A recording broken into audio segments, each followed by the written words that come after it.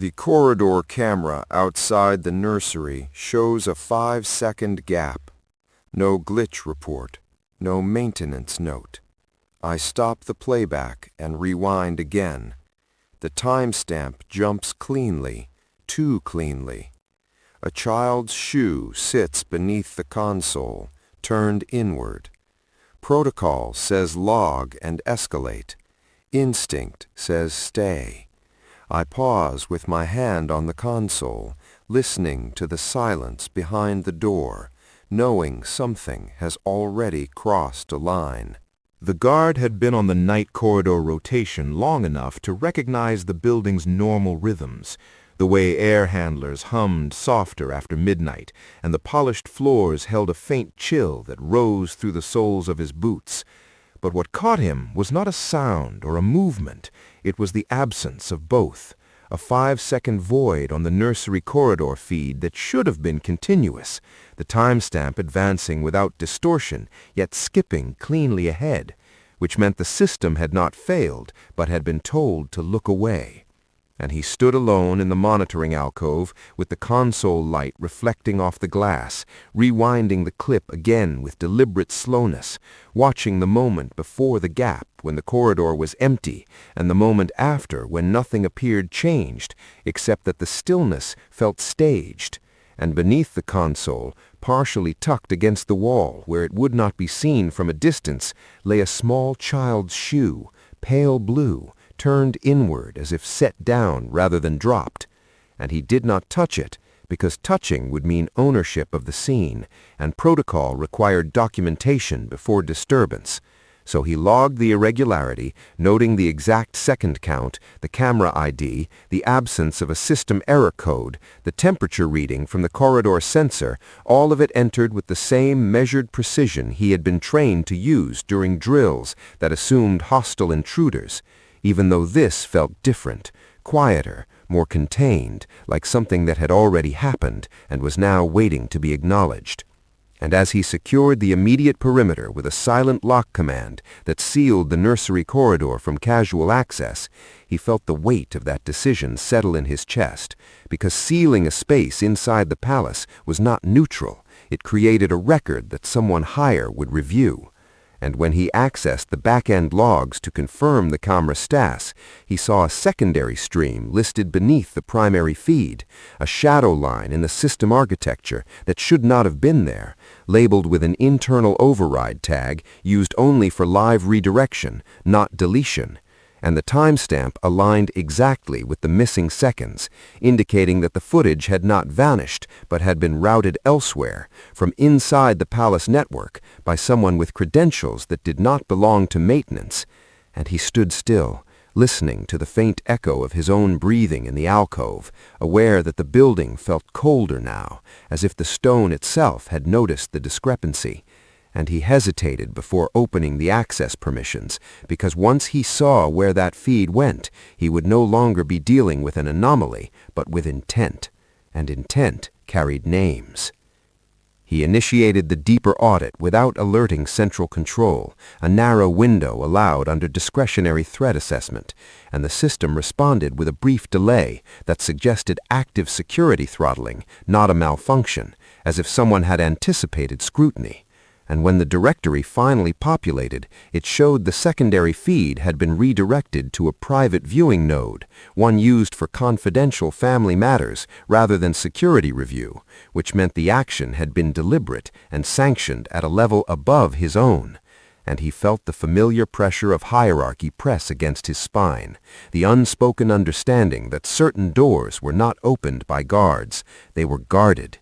Yet he documented everything with the same detached care, exporting checksum data, capturing screen stills, and marking the time of access, because facts were safer than assumptions. And as he stepped out into the corridor to physically secure the space, the silence there felt thicker than before. The lights dimmed to night setting, casting long shadows along the walls, and the small shoe remained where it was, untouched, a quiet indicator that a child had been present recently enough for the floor to still hold the warmth of movement. and he placed a temporary marker beside it rather than removing it, a procedural compromise that allowed for later examination without altering position, then keyed the nursery door open just enough to confirm occupancy without intrusion, the interior lit by a low amber lamp, the air warmer, carrying the faint scent of detergent and something sweet. And the child was asleep, face turned toward the wall, breathing even, nothing visibly wrong in that moment, which made the missing seconds more unsettling, not less, because whatever had occurred had ended cleanly enough to leave no immediate disturbance. And as he closed the door, he noticed a faint smudge on the doorframe at adult hand height, not enough to be called a mark yet, but enough to register, and he logged that too, knowing it would be questioned later. And when his communicator vibrated softly with an incoming priority message requesting status on the corridor lockdown, he delayed his response by a single measured breath, because once he answered, the situation would be reframed as an administrative inconvenience rather than a potential breach, and he chose his words carefully, reporting a technical irregularity under review, nothing more, nothing less, while his eyes returned to the console where the frozen frame before the missing seconds glowed steadily, a clean image of an empty corridor that no longer felt empty at all.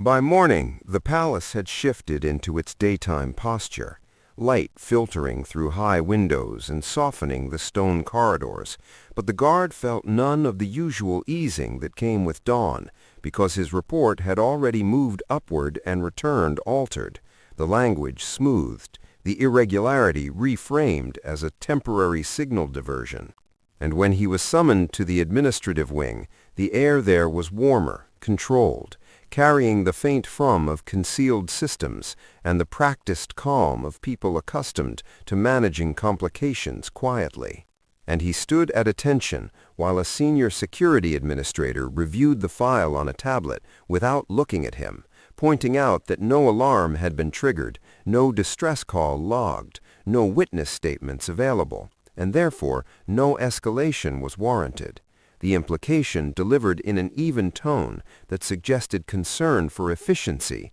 rather than dismissal.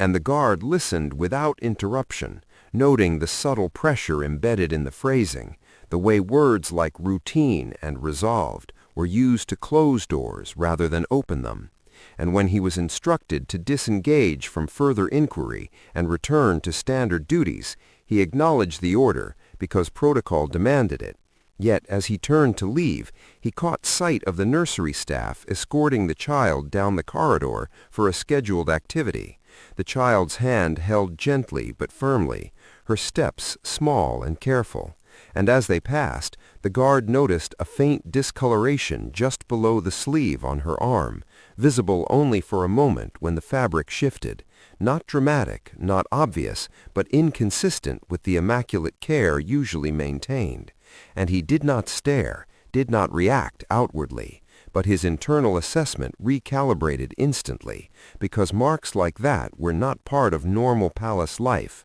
and as he resumed his post, the sounds around him seemed sharper, the click of shoes on stone, the rustle of paperwork, the distant echo of voices, all continuing as if nothing had occurred, while he weighed the order he had been given against the evidence he had already secured, aware that continuing would place him in quiet opposition to authority that did not announce itself as misuse, but wore the face of administrative prudence. And when his communicator chimed again with a follow-up reminder to close the log incident, he acknowledged receipt without compliance, buying himself time measured in minutes rather than hours, knowing that delay itself could be construed as deviation. And he returned to the monitoring alcove under the pretense of routine checks, his movements unremarkable, his expression neutral, while his attention narrowed to the archived feeds that had not yet been reviewed, because protocol had told him to stop, but instinct, sharpened by years of watching for what did not belong, told him that the situation was not concluded, only contained, and containment, when applied too early, often preserved the wrong things. He accessed the archive through a secondary terminal reserved for redundancy checks, a legitimate pathway that did not trigger the same alerts as investigative review, and as the footage loaded, he maintained the outward posture of routine oversight, responding to passing staff with brief nods, his presence blending into the background of order that the palace relied upon. And the recordings revealed nothing at first: long stretches of normal movement, staff transitions, empty corridors, until he aligned the timestamps with the earlier diversion and saw a brief sequence from a different angle, a service corridor camera that had not been redirected, capturing the edge of an interaction rather than its center, a partial view of an adult figure entering the nursery threshold and the child stepping back, her movement hesitant, the footage ending before any clear action could be seen, but enough to establish proximity and imbalance, and the guard froze the frame, enlarging it incrementally, noting posture, hand position, the subtle tilt of the child's head that suggested compliance rather than play. And he saved the clip to secure storage with precise annotations, because this was no longer a technical issue, but a pattern, and patterns demanded clarity. Yet even as he worked, the pressure increased, a senior aide arriving unannounced to observe operations, standing close enough to signal oversight without accusation, remarking casually on the importance of discretion in matters involving family privacy, the words delivered softly, almost kindly, but the message unmistakable. And the guard acknowledged the comment with the same professional calm he had been trained to display under scrutiny, continuing his checks without visible change, while internally he assessed the narrowing window for action, because once the log was officially closed, any further discovery would be framed as insubordination. And as the aide departed, satisfied that presence alone had reinforced the boundary, the guard completed his review and secured the data, understanding that escalation would now require bypassing standard channels, a move that could not be undone. And when he returned to the corridor outside the nursery later that afternoon, the light had shifted again, casting longer shadows, and the atmosphere felt heavier, as if the building itself held its breath, and he watched the child pass once more, her steps measured, her expression composed, in the way children learned early in controlled environments, and he noted that the sleeve had been adjusted to cover the earlier mark, a small but deliberate change, and in that moment the conflict resolved itself, not through emotion, but through clarity, because protocol existed to protect, not to obscure, and when those aims diverged, instinct was not rebellion, but correction, and he prepared to move the evidence forward, fully aware that doing so would draw attention he could not deflect, ending the quiet phase of the incident and beginning one that would test the palace's commitment to its own rules. The decision to proceed altered the way the guard moved through the palace, not outwardly, but in the careful sequencing of his actions, because escalation required precision rather than urgency. And he began by isolating the archived segment he had recovered, duplicating it through approved forensic protocols so that any future review would confirm it had not been altered after extraction, the process slow by design. Checksum verifications running while the low hum of the server room filled the air, cool and metallic. And as the system completed its cycle, he logged each step with exact timestamps, creating a trail that would be difficult to dismiss as improvised. And once secured, he cross-referenced access permissions for the private viewing node, identifying the credential tier used to redirect the original feed, which narrowed the field to a small group whose authority derived from proximity rather than role.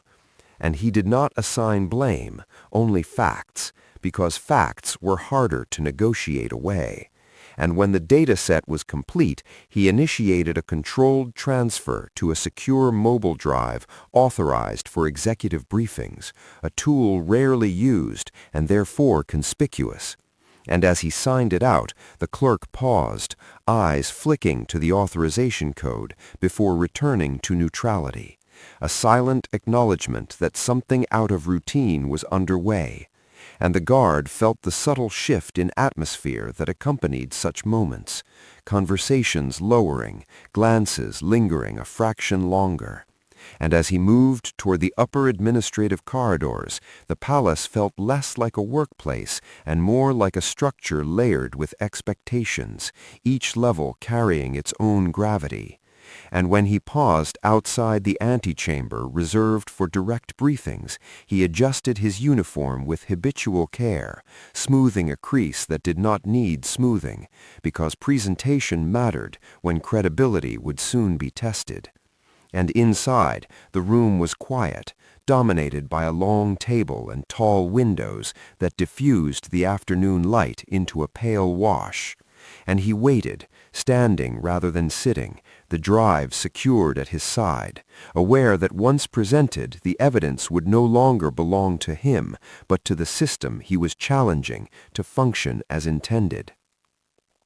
The wait was brief but deliberate, a measured interval that allowed those inside to prepare, and when he was admitted, the conversation within the room tapered off without formal announcement, eyes shifting toward him with controlled curiosity rather than surprise. And he delivered his report without preamble, placing the drive on the table and summarizing the chain of custody, the nature of the footage, and the inconsistency between official logs and recorded movement, his voice even, his posture unchanged. And as the footage was reviewed on the internal display, the room remained silent, the clip brief yet heavy, showing enough to establish an interaction that should not have occurred unmonitored.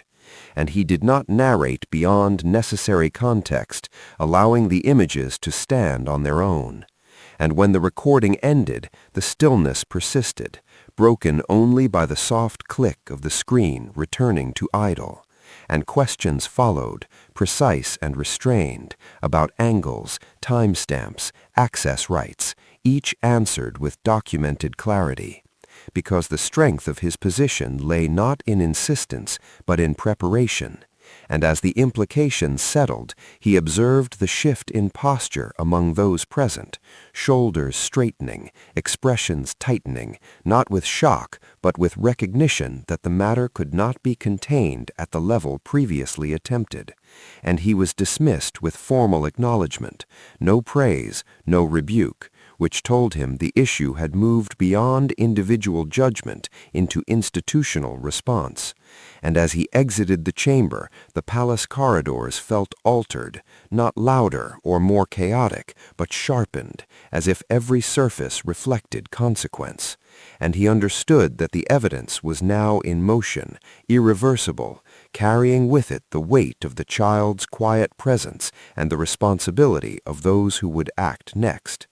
And while his role would soon recede from the center, the path he had chosen ensured that the missing seconds would no longer be ignored, setting the stage for confrontation that would unfold not in raised voices, but in controlled access, measured decisions, and the unmistakable drawing of lines that had previously been assumed rather than enforced. The corridor outside the private reception suite was narrower than most, designed to manage proximity rather than movement,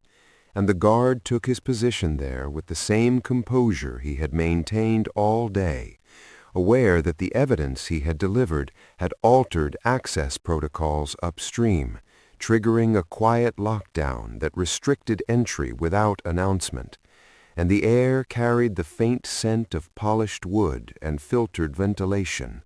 the lighting steady, neutral, revealing nothing of the tension that had begun to concentrate within the walls. And he stood facing the direction from which senior family members would approach, posture formal but unobtrusive, because his role now was containment, not visibility.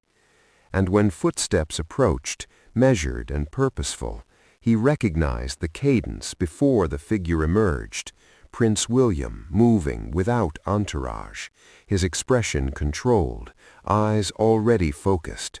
and the guard executed a precise acknowledgement, stepping aside only enough to allow passage while remaining within reach, and the exchange that followed was brief, operational rather than emotional, a confirmation that the footage had been reviewed and that immediate action was required.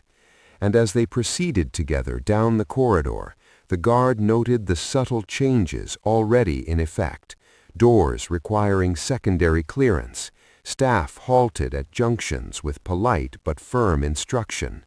the palace responding as a system once its thresholds had been crossed. And when they reached the intersection leading to the private wing, another figure appeared from the opposite direction, movement slower, accompanied by an aide who stopped short when he saw the altered posture of the guard and the closed alignment of access points. And the moment stretched, not with raised voices, but with recognition, the kind that occurs when authority encounters a boundary it did not expect to meet. And the guard remained still, eyes forward, hands neutral, the weight of his responsibility concentrated in his refusal to yield ground without instruction. And when Prince William spoke, it was not loud, not confrontational, but final, indicating that access would be paused pending review, the language precise, leaving no room for negotiation. And the corridor seemed to narrow further as the decision settled, the guard aware that he was witnessing the visible edge of an internal reckoning, one that would not be announced publicly, but would nonetheless redefine movement and privilege within these walls. The pause that followed was brief yet definitive, the aide stepping back first, understanding before words were exchanged, and the figure at the center of the halted access did not protest, did not raise voice or gesture, but the tension manifested in the stillness of posture, the slight tightening around the eyes, and the guard registered it without reaction, because his task was not interpretation, but enforcement. And as Prince William turned away, signaling the end of the interaction, the guard adjusted his stance to close the corridor, the access panel responding to his authorization with a muted tone that confirmed restriction, and the sound carried more weight than any spoken accusation, because it transformed the space from a passage into a boundary, and staff nearby resumed movement only after a subtle signal, conversations restarting in subdued tones, the palace absorbing the change as it always did, through quiet compliance. And when the corridor cleared, the guard remained in place until relieved, maintaining watch over a space that now represented accountability rather than convenience. And later, as evening approached and the light shifted once more through the high windows, he was summoned briefly to confirm details, not to justify his actions, but to ensure alignment. The questions focused on procedure, on whether any additional vulnerabilities had been identified, and he answered with the same measured clarity, noting that the child had been reassigned to a secure routine with limited contact, that staff rotations had been adjusted, and that monitoring protocols were active. And there was no discussion of blame in that room, only containment and prevention, which told him the institution was responding as it should, even if belatedly. And when he returned to duty, the palace felt altered in a way that would not be visible to most, a recalibration of trust expressed through access lists and silent checks.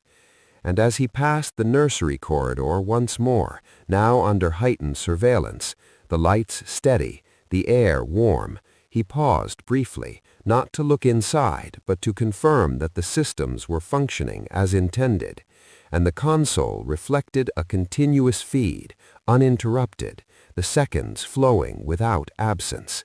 And he resumed his post with the knowledge that while the confrontation had been contained within a narrow corridor, its implications extended far beyond it, reshaping the quiet assumptions that govern these halls, and reaffirming that protection, when tested, depended not on spectacle, but on the willingness to hold a line when the system hesitated. The revisions began before night fully settled, issued not as announcements but as system updates that rippled quietly through access controls, duty rosters, and surveillance priorities. And the guard observed the changes from his station as permissions refreshed and corridor hierarchies subtly reconfigured, familiar pathways now requiring layered authorization, informal shortcuts closed without comment. And the palace responded the way complex institutions always did when forced to correct themselves, through process rather than apology. And he moved through the altered environment conducting verification checks, confirming that nursery coverage now carried redundant feeds, that overrides required dual confirmation, and that private viewing nodes had been reassigned under stricter audit. The work meticulous and unglamorous, yet necessary. And during a brief alignment meeting, the language used was clinical, references made to risk mitigation and procedural resilience, never to names or motives. But the presence of Prince William at the head of the table signaled that the recalibration carried authority from the highest level willing to engage directly. And the guard noted how decisions were framed around the child's routine rather than the incident itself, schedules adjusted to reduce exposure, staff reassigned with discretion. And when the meeting concluded, there was no sense of closure, only continuation under stricter terms. And as he returned to the nursery corridor to conduct an end-of-shift sweep, the atmosphere felt steadier, not because the past had been resolved, but because future risk had been acknowledged. And he paused briefly at the console to review the live feed, watching the uninterrupted passage of seconds, each one accounted for, the silence no longer empty, but maintained. And he recorded his final notes with the same measured care as before, aware that documentation now served not as escalation, but as foundation for a new normal. And when his relief arrived, exchanging positions without comment, he stepped away knowing that the line he had held was now embedded into the system itself, no longer dependent on individual instinct alone. In the days that followed, the palace settled into its revised rhythms, outwardly unchanged to those who did not work within its inner structure, yet subtly transformed in the way attention was distributed and assumptions were tested, and the guard continued his duties without acknowledgement beyond routine evaluations, his role returning to the background as intended. But the weight of what had occurred remained present in small details, in the way staff approached secured areas with renewed formality, in the absence of casual overrides that had once been taken for granted, and in the quiet consistency of the nursery corridor, now one of the most monitored spaces in the building. And when he encountered the child during a supervised transition, there was no exchange, no recognition beyond the normal parameters of protection, which felt appropriate, because safety did not require familiarity, only reliability. And as weeks passed, audits confirmed compliance, no further irregularities detected, and the incident receded into classified records, accessible only to those with cause. Yet the guard understood that the true outcome was not the restriction of access or the redrawing of protocols, but the reaffirmation of purpose, that when authority blurred its own boundaries, correction did not arrive through spectacle or accusation, but through disciplined attention to what did not belong. And on a quiet evening shift, as the palace lights dimmed and the air cooled along the stone corridors, he completed his rounds and paused once more at the monitoring alcove, watching the live feed cycle through empty halls and secured doors, the seconds advancing cleanly, unbroken, and he felt no satisfaction, only a steady acceptance that duty, when fulfilled properly, rarely announced itself, and that the palace would continue to project calm continuity, even as its internal lines had been redrawn, firmer now, because someone had chosen to notice the missing seconds and refuse to let them disappear.